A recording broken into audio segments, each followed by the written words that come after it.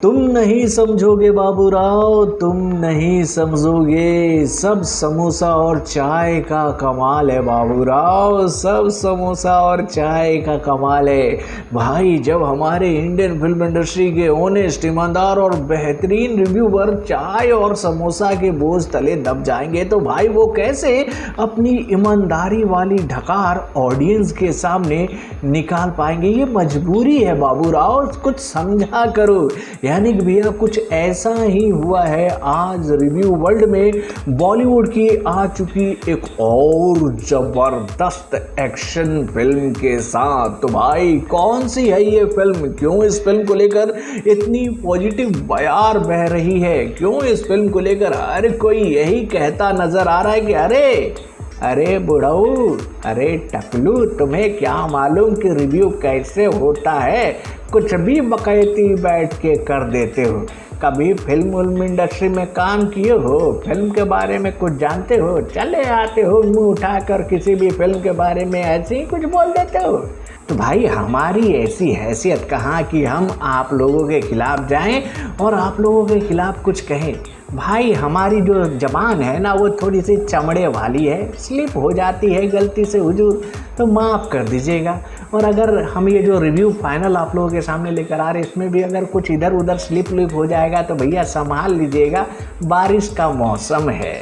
Hello friends, मैं हूं नरेंद्र और मैं आपका एक बार फिर से स्वागत करता हूं हमारे चैनल यानी कि वायरल न्यूज जंक्शन में। तो दोस्तों, जैसा मैंने आपको बता दिया कि आज आदित्य रॉय कपूर की मच अवेटेड फिल्म यानी कि राष्ट्र कवच ओम सिनेमा घरों में रिलीज हो चुकी है, जिसमें उनके साथ में नजर आ रही हैं संजना सांघी, प्रकाश राज, उसके बाद में आशुतोष राणा और भाई जग्गू दादा। यानी कि भैया इस फिल्म का जो स्टार कास्ट है इसको देखने के बाद तो कुछ लोग ये बात कहते नजर आ रहे हैं कि भैया ये तो मल्टी स्टारर मूवी है। और भाई एक रिव्यूअर के बोल को मैंने सुना था इस फिल्म को लेकर कि भाई वो ये कहते नजर आ रहे थे भैया देखो ऐसा है कि जग्गू दादा जो है ना वो एक ज़माने में बहुत बड़े स्टार थे, तो भैया उनकी अगर इस फिल्म में एंट्री हो जाती है तो भैया ये फिल्म मल्टी स्टारर मूवी है कि नहीं। तो भाई सही कहा आपने, ये मल्टी स्टारर मूवी है क्योंकि जग्गू दादा जो है ना वो 70 और 80 के दशक में सुपर स्टार हुआ करते थे। और भाई इस सुपर स्टार को इस फिल्म में कितनी देर का फ्रेम मिला है, तो मुश्किल से 10 से 15 मिनट का फ्रेम।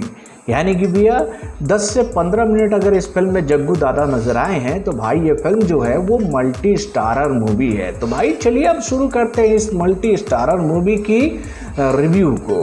तो भाई जैसा मैंने आपको शुरू में बताया कि भैया सब समोसा और चाय का कमाल है, तो भाई वाकई में समोसा और चाय का कमाल क्या होता है इस फिल्म को देखने के बाद आज मुझे समझ में आ गया। यानी कि इस फिल्म को लेकर एक जानकारी हम लोग के सामने आई थी कि कल इस फिल्म का एक स्पेशल प्रीमियर रखा गया था बॉलीवुड में, यानी कि भैया बॉम्बे में उन लोगों के लिए जो कि भैया बॉम्बे में रहकर भैया बॉलीवुड के फिल्मों का रिव्यू करते थे। यानी कि उन लोगों को समझाया गया कि आइए हमारे दरवाजे पर आकर इस फिल्म का मुफ्त में ग्रहण कीजिए। मुफ्त में ग्रहण मतलब आप समझ ही होंगे कि क्या ग्रहण करने की मैं बात कर रहा हूँ। तो भैया इन लोगों ने मुफ्त में ग्रहण किया और उसके बाद में इन लोगों ने अपनी ढकार निकाली, वाह वाह वाली क्या फिल्म है मेरे भाई, ऐसा एक्शन कभी आज तक देखा नहीं।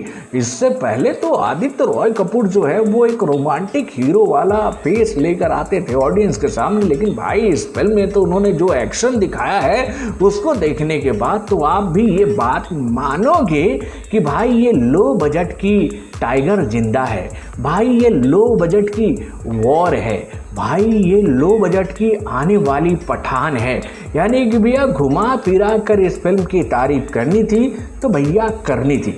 तो भाई इस वक्त कुछ ऐसा ही इस फिल्म के साथ होता नज़र आ रहा है। भैया जब मैं इस फिल्म को देख रहा था तो मैं बहुत कंफ्यूज था कि भैया इस फिल्म के वीएफएक्स के लिए क्या इस फिल्म के मेकरों के पास में बजट नहीं था, क्योंकि भैया इस फिल्म के पोस्टर को जिस तरीके से हम लोग के सामने रखा गया था उसमें तो भैया रॉकेट उड़ रहे हैं, प्लेन उड़ रहा है, बड़े बड़े धमाके हो रहे हैं, लेकिन भैया पहला ही एक्शन सीक्वेंस हम लोग के सामने ऐसा आता है कि जिसको देखने के बाद ये बात आप आराम से समझ जाओगे कि भैया कितनी गरीबी में इस फिल्म के एक्शन सीक्वेंस को फिल्माया गया। यानी भैया जिस बोट पर पहला एक्शन सीक्वेंस करते नजर आते हैं भाई आदित्य रॉय कपूर, वो किसी भी एंगल से नज़र ही नहीं आ रहा था कि वो समुद्र में तैर रहा है, ऐसा लग रहा था कि भैया वो किसी स्टूडियो में है।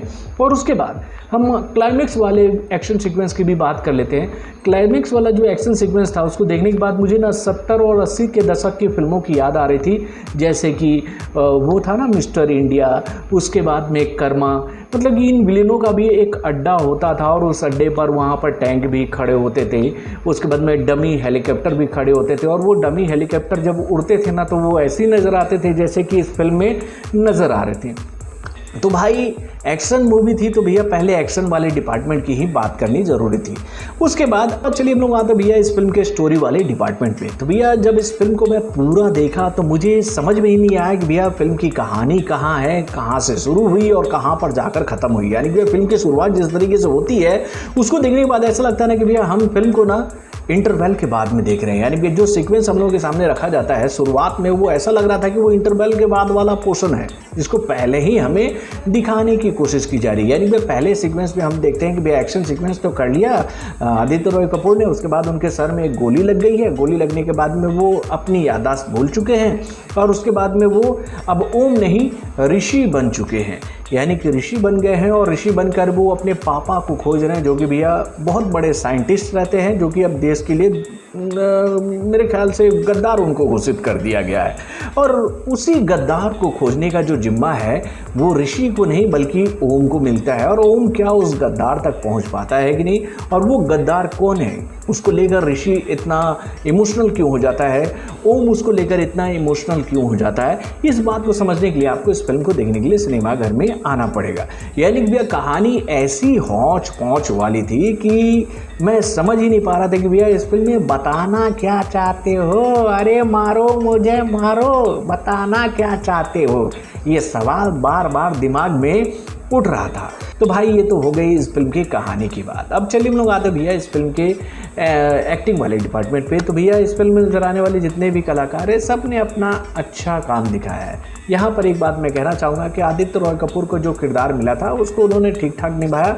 जहाँ उनके इमोशनल सीन थे वो उसमें कन्विंसिंग नज़र आ रहे थे, जहाँ पर उनके एक्शन सीक्वेंस थे वो उसमें कन्विंसिंग नज़र आ रहे थे। यानी भैया पहली बार आदित्य रॉय कपूर कोई एक्शन मूवी कर रहे थे तो हम ये कह सकते हैं कि भैया अच्छी शुरुआत है उनकी। उसके बाद इस फिल्म में नजर आ रहे थे भैया प्रकाश राज। तो भैया प्रकाश राज नो डाउट बहुत ही अच्छे एक्टर हैं और वो अपना काम हमेशा बखूबी सही तरीके से निभा देते हैं। उसके बाद आशुतोष राणा के भी एक्टिंग पर हम कोई सवाल नहीं उठा सकते हैं, वो भी बहुत ही बेहतरीन कलाकार हैं। संजना सांघी की अभी ये शुरुआत है इंडियन फिल्म इंडस्ट्री में और भाई उनको जिस तरीके के किरदार मिल रहे हैं तो उसके हिसाब से उन्होंने ठीक ठाक काम किया है।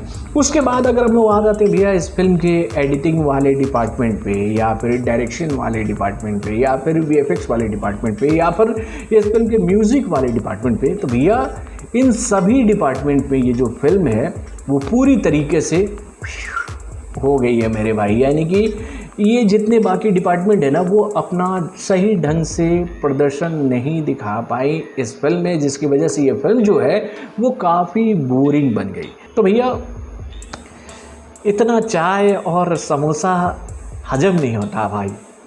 अगर आप लोगों ने इस फिल्म को देखा है तो आप अपने कमेंट के माध्यम से जरूर बताइएगा कि भैया इस फिल्म को लेकर जो अच्छी खबरें आ रही थी उसको सुनने के बाद ही आप इस फिल्म को देखने गए थे ना, और उस फिल्म को देखने के बाद आपका रिएक्शन कैसा था है?